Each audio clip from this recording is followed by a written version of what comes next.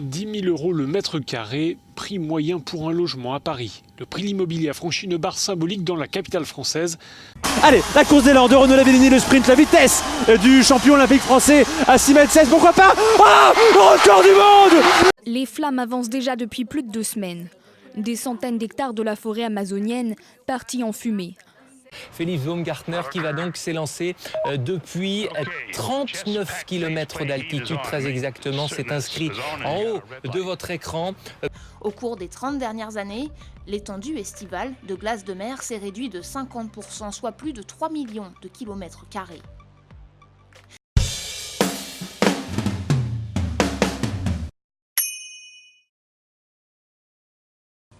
Bonjour à tous. Selon si l'on calcule la hauteur d'un saut à la perche ou celle d'un saut en parachute, ou encore si l'on calcule la superficie d'un appartement à Paris ou celle de la banquise, on ne va pas exprimer nos résultats dans les mêmes unités. Alors jusqu'ici, dans ce chapitre, nous avons effectué des calculs de périmètre de figure, d'aire de figure, mais nous ne nous sommes pas posé la question de savoir dans quelle unité exprimer nos résultats. C'est ce qu'on va apprendre dans cette vidéo, et aussi comment passer d'une certaine unité à une autre. Commençons tout d'abord par les unités de longueur. En maths, tout segment possède une longueur, mais pas de largeur. On peut aussi associer une longueur à une ligne courbe, comme celle-ci. Lorsqu'on effectue des calculs de périmètre, on calcule des longueurs. Pour exprimer nos résultats, nous avons besoin d'une unité. Une unité, c'est tout simplement une longueur de référence. En France, nous utilisons le système métrique, c'est-à-dire basé sur le mètre. Le mètre, c'est une unité qui est adaptée pour calculer la hauteur d'un être humain, par exemple. Mais ça l'est moins pour déjà mesurer la taille d'un animal microscopique, ou encore pour connaître la distance entre Rennes et Paris. C'est pourquoi on va introduire de nouvelles unités à partir de notre unité de base, le mètre. À partir du mètre, on peut utiliser des unités qui font 10 mètres, 100 mètres, 1000 mètres pour exprimer de grandes longueurs. Elles s'appellent respectivement un décamètre, un hectomètre, un kilomètre. Pour exprimer de petites longueurs, on peut aussi utiliser des unités qui font 0,1, 0,01 ou encore 0,001 mètre. Ce sont respectivement le décimètre, le centimètre ou le millimètre. Avant de continuer, je voudrais vous poser une petite question. Mettons qu'on vienne de mesurer le périmètre d'une grande figure et que ce périmètre fait 3,2 décamètres. Alors, quelle est la longueur de ce périmètre en centimètres? Quelle est la longueur en kilomètres? Pour répondre à cette question, nous allons utiliser un tableau de conversion. Voilà, j'ai dessiné un tableau. Maintenant, dedans, mettons les mètres. À droite, les décimètres, centimètres, millimètres. Et de même, les décamètres, hectomètres, kilomètres. Alors, je vais écrire 3,2 décamètres dans mon tableau. Le dernier chiffre avant la virgule, ici le chiffre 3, je vais le mettre dans la colonne de l'unité, c'est-à-dire ici les décamètres. Maintenant, je complète. Voilà, 3,2 décamètres. Pour exprimer cette longueur en centimètres, je vais tout simplement écrire la virgule dans la colonne des centimètres. Et ensuite, je vais réécrire le nombre qui est au-dessus, mais en complétant les cases vides par des zéros. Ça donne ceci.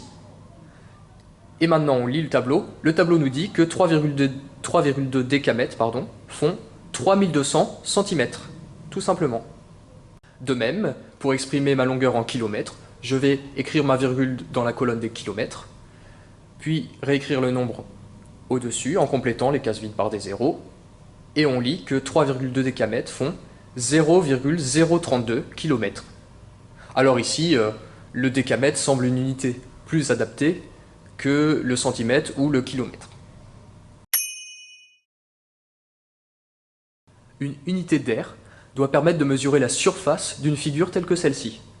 Alors je rappelle qu'une longueur, bon ça a une longueur mais pas de largeur, donc vous pouvez toujours essayer de mesurer la superficie de cette figure en centimètres, mais vous risquez de ne pas arriver à vos fins.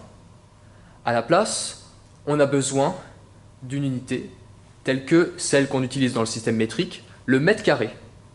Qu'est-ce que c'est qu'un mètre carré? C'est tout simplement la surface d'un carré de 1 mètre de côté. Avant de poursuivre, une petite remarque. Je rappelle que dans 1 mètre, on peut placer 10 décimètres. Alors, dans 1 mètre carré, peut-on placer aussi exactement 10 décimètres carrés? Eh bien, nous allons voir ça. J'ai retracé ici mon carré d'1 mètre de côté, et je vais le remplir avec de petits carrés d'1 décimètre de côté. En voici 1, 2, 3, 4, 5, 6, 7, 8, 9, 10. Ah, il y a plus de 10 carrés d'1 décimètre de côté. Comptons maintenant les dizaines. 10, 20, 30, 40, 50, 60, 70, 80, 90, 100.